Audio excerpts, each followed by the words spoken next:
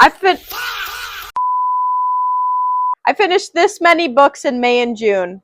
I'm gonna take you through all the books I read, what I rated them, and I'm gonna rank them in order from worst to best for you guys. So let's get into it.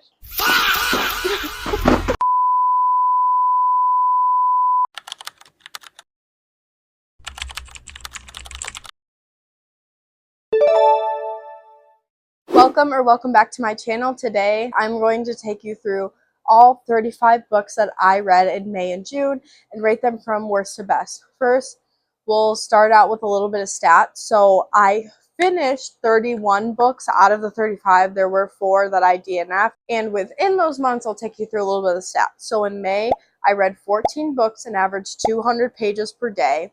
In June, I finished 17 books and averaged 206 pages per day. So I'm pretty proud of that, especially with all of May still being in school and working, June, a week of it, but still I'm pretty proud of those stats, so I'm excited about that. So first, I'm going to take you through what I DNF'd. Some people count those as books read, some people don't. If you don't, I read 31 books. If you do, then I read 35 books. So I did DNF Into the Blue by Emma Brody. This is more of a soft DNF for me. I do plan on picking it back up in audiobook version. I just really couldn't get into it. And it's really not my jam as far as like the acting and that kind of stuff. Wasn't into it. I also DNF'd Ruins. This also might be a soft DNF. I was just kind of bored. It was by Lily Brooks Dalton. I also DNF'd Homebound, which has been a pretty popular book, but I was just bored and could not get into it. Also could anticipate maybe picking this up in audiobook version to kind of help me push through it, but I was just not feeling it. And then I also DNF'd Ways to Find Yourself, which was a first read book. It's just I didn't really feel like picking it up anymore, and so I just kind of DNF'd it, but I could anticipate potentially going back to it at some point. I think I was enjoying the like 20% I read of it. So with the 31 books I read, one book I did not rate, which was Advanced Marathoning. This book was a nonfiction book that I was reading because I am starting a marathon block. So I was reading it for information to kind of inform my training. So I'm not rating it because it wasn't really meant to read for enjoyment. It was meant to learn. So maybe I'll go back and rate it after my marathon, depending on how I do. But I really don't feel like I can rate this one. It was everything I wanted, but I don't think that I should also give it a 5-star for that. So I did not rate that one. So I'm going to take you through the 30 books that I did rate. I'm not going to talk about most of them very much. I'm going to say a couple words about them, so this video isn't 2 hours long. I will talk more in depth about my top 10 books because I think you'd probably want to hear more about the books I really, really, really enjoyed. And also in these months, I had a 6-star book, which is like an all-time fave for me. I can think of like 3, maybe 3, yeah, 3 6-star books that I've read. So this one is up there for me and like a top 3 all-time favorite books. So stay tuned for which book is a 6-star for me. So starting off at number 30 was Writers and Lovers by Lily King. This one I was bored. I couldn't even tell you what happened. I don't even really know why I finished it. So that's why that's that for me. 29 No Matter What by Cara Stone. Hated this story. Hated the ending. I know this is controversial. Loved Promise Me Sunshine. Hated No Matter What. I don't know what to tell you. 28 Secret Lives of Murderers' Wives. I was bored for a lot of this until like the last chunk. So that's why this one's pretty low for me, but I was really invested at the end. 27 Play Along by Liz Tomforty. Like I said in a previous vlog, didn't really like how Kennedy, the female main character, could go from not being able to be touched at all to doing crazy stuff on the other end. I didn't feel like that was realistic at all, and so that kind of turned me off towards that book. 26 Summer Fridays. This one, I did not like the cheating in this book, so that's why it's super low for me. 25 is Society of Lies. This was also a book club pick. It was good, it was solid, but it wasn't amazing for me, so that's why it's still a little lower on the list. 24 is The Right Move by Liz Tomforty. This one was good, it was solid. We're kind of getting into like, it was good territory, but didn't amaze me. And then 23 is Caught Up by Liz Tomforty, also in the Windy City series. Same, I enjoyed this, I binged it, but it wasn't amazing for me. 22 is Loved One. Now we're getting into 22 and up is all the 4 stars and up that I read, which I think is really good to have 22 4+ stars in 2 months. So that's really exciting. So Loved One, was 22 for me. 21 is Good Joy, Bad Joy by Mickey Brammer. I really enjoyed the female main character in this, and I enjoyed her relationship with the young girl. I just enjoyed this coming of age, and I do like older main characters and kind of that coming of age. 20 is Mad Mabel by Sally Hepworth. This one's been very popular. I also enjoyed the older female main character in this, and I enjoyed the mystery. This one was a solid book. And 19, After I Do by Taylor Jenkins Reid. Anything that I read from her is amazing, and I love her writing, and so she's always going to be a top author for me, so this is why it's kind of in my top half. 18 is The Paradise Problem by Christina Lauren. This one was funny. I really like the dynamic and the premise, and I feel like it was done very well, and so I enjoyed this one. It was fun summer read. 17 is Mile High. I love this book. This is my introduction to Liz Tomforty in the Windy City series, obviously, because it's the first book in Windy City, and I thought the grumpy trope was actually done very well, and sports romance was done very well because it had very real elements to it, and I wasn't expecting that. Really was expecting to hate the series, but I actually really enjoyed it, so this one is top of the series for me because it really got me into reading sports romances, which isn't something I would normally read. 16 is Love by the Book. This one was heartfelt. I don't have too much to say about this, but I really enjoyed it. 15 is This Could Be Us by Kennedy Ryan. Kennedy Ryan is quickly becoming one of my favorite authors. Everything she writes is so real, and also I enjoy, reading like a black romance because we don't have many of those, I feel like, that I've read, and so she does it really well. She has very real elements. She does her research, and she really puts thought behind the things that she embeds in her stories, and I very much appreciate that. 14 is Caretaker by Marcus Something. This was a book club read. This is my introduction to horror. I enjoyed it. It had me on the edge of my seat, and it's definitely opening up the door for horror for me. 13 is Yesteryear by Carol Claire Burke. This one is so popular for good and bad reasons. So many people have been hating it. So many people have been loving it. So many people have been discussing it. I like an unlikable narrator, and I enjoy kind of analyzing their thoughts, their choices, and so I really like this one, and as kind of a social worker, this one was really fun for me to digest and reflect upon, but I understand that some people didn't like it because they didn't like the character, but I think that was kind of the point. This one was very highly rated for me. 12 is Us Against You by Frederick Bachman. Anything he writes is always going to be highly rated for me because I just love his writing so much, and he's my favorite author. 11 is The Unselected Regrets of Clover by Mickey Brammer as well. This one is about a death doula, which is really interesting. I enjoyed that aspect. I enjoyed analyzing this character. I enjoyed being in her head, and so I really, really liked this one. All right, getting into our top 10, I feel like I've sped through these, but I really want to talk more about my top 10. So 10 is The Burning Side by Sarah Damoff. I knew I was going to like this one. The Bright Years is probably my favorite book. And so I knew I was going to like this one because I love her writing so much. And this one is following April and Leo, whose house burns down, and they have kids as well. And then they go and live with April's parents. But they are kind of navigating that they want a divorce, and so this fire is kind of shaking things up of like they can't really talk about it because they're in their in-laws house, and so there's some miscommunication tropes which I normally would hate, but in this book it was really well done. And Deb, who is April's mother, is dealing with her husband just got diagnosed with Alzheimer's, so they're all just going through some really, really tough things, and so I just really enjoyed this one. I really enjoy how she does families and family dynamics and family trauma and all those things, and she's just an amazing author. So this is number 10 for me. Number 9 is Daddy Issues by Kate Goldbeck.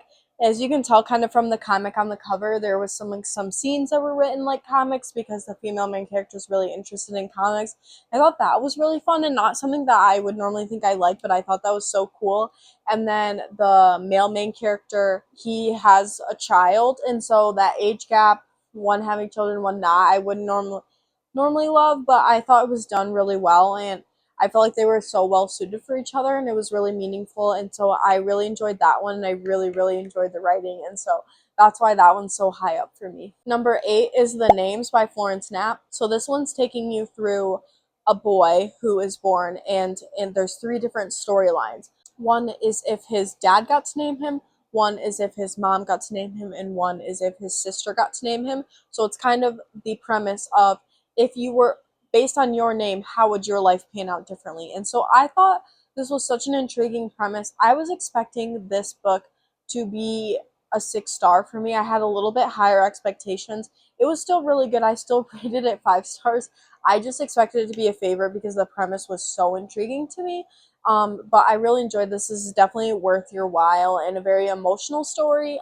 But it was really good and a very, very interesting premise. Number 7 is Just Friends by Haley Pham. I know this is a little controversial. I know a lot of people did not like the writing this. I enjoyed the writing this. I enjoy a little bit fluffier writing and writing that really makes you think, and that's kind of what I expected just because I watch a little bit of her videos and that's what she said she likes. So that's what I was going into expecting. People also said that they didn't have much chemistry, but I think that might have been why I liked it a little bit, because I'm not a huge romance reader, and so it did not have any spice and it did not cover a ton of their romance. I would say it's more of a literary fiction than a romance to me, generally what I think of them. So I think that's why I liked it so much, but I could see how people's expectations were met, and I also think because she's an influencer, people are going to be a little more critical, but I really enjoyed this one and I breezed through it and I read it so fast. Number 6 is Broken Country. This is following a family, the mom, the dad, and the dad's brother. The mom and the dad previously had a son and he had passed away. We don't really know what happened. And then the mom's old lover moves in next door with his son, and so it's kind of bringing a lot of past things up for her. And we know that somebody's dead, but we don't really know what happened. So this was like a mystery, but also a very, very heartfelt mystery. And so really enjoyed this one. I was very invested in the story. I was also very, very invested in the characters, and so I really enjoyed this. So for the top 5, Malibu Rising. This is following the Riva family. Their dad is a singer, Mick Riva, and he's very, very famous. They had kind of had a lot of family drama that I'm not going to get into because the synopsis doesn't talk too much about it, but it's following Nina, Jay, Hud, and Kit, who are the daughters, or who are the children of Mick Riva. And so there's kind of a party that they host every year. The party gets a little crazy. We're going back and forth between kind of what has happened to this family in the past and also currently what is happening at this party. So this one was very good. I enjoyed it. I enjoyed analyzing this family and just kind of, especially like when you kind of know the ending, you'll kind of know in this book. But I really enjoy her writing, and so I love this one. 4 is Phoebe Berman's Gonna Lose It by Brooke Averick. This one I really enjoyed. This is about, we're following Phoebe, who has a lot of intimacy issues and has not had a long-term relationship herself. She's about to turn 30 and she has a lot of anxiety. She will throw up before she goes on dates. She will cancel dates. Like, she just cannot. So in this story, she is determined she wants to lose her virginity before she turns 30. And so she is interested in 3 guys, and she is just kind of trying to get over this anxiety. It was very funny, but also heartfelt, and you really just wanted to root for Phoebe because she she's just so likable, but she just got put in bad situations. So this one is very heartfelt. I enjoyed this one. This one kind of was a little bit of a different story than I have seen previously, and so I really enjoyed kind of shedding a light on just some of those anxiety pieces and how that can impact relationships. 3 is This Book Made Me Think of You. This by Libby Page. This one was awesome. So premise is the female main character, her husband had passed away, and she gets a call from a bookstore saying, hey, we got something for you. And she goes, and so she found out that her husband wrote 12 books for her, want to have one each month in the year since his passing, and it's with a little note. And so he picked out This Book Made Me Think of You. He picked out these books for her to read because she loves to read, and he wanted her to kind of get back into reading. And sometimes there's some like maybe places to travel or things to do to kind of correlate with these books. And so this one was just so heartfelt. You just loved the character so much and just wanted her to win so bad, and it was also just you're just devastated for her, but it was just such an awesome book, and just a very heartfelt read that I think everybody should. 2 is My Friends by Fredrik Backman. I just love his writing, as you know. This one's following an artist and his friends and kind of their journey. They're from some harder backgrounds, but one becomes a really famous artist, so it's kind of following that journey. His writing is amazing. Just his ability to describe people and friendships and all those things was awesome. So I don't really have a ton to say other than that, but I just love his book so much. Number 1, which is my 6-star, drumroll please. It is The Road to Tender Hearts. This book is awesome. It's following PJ, who is an older man, and he has some issues with alcohol, and his family kind of resents him, and he just has some weird relationships with his daughter and his ex-wife, and everybody's kind of caring for him instead of him caring for the people around him. And definitely has some emotional stuff going on. And we also have a fun cat character, which is Pancakes, and he's awesome. He's an orange cat. He's so smart. He's so insightful and really understands people and how to comfort people. And this book had me giggling at so many scenes.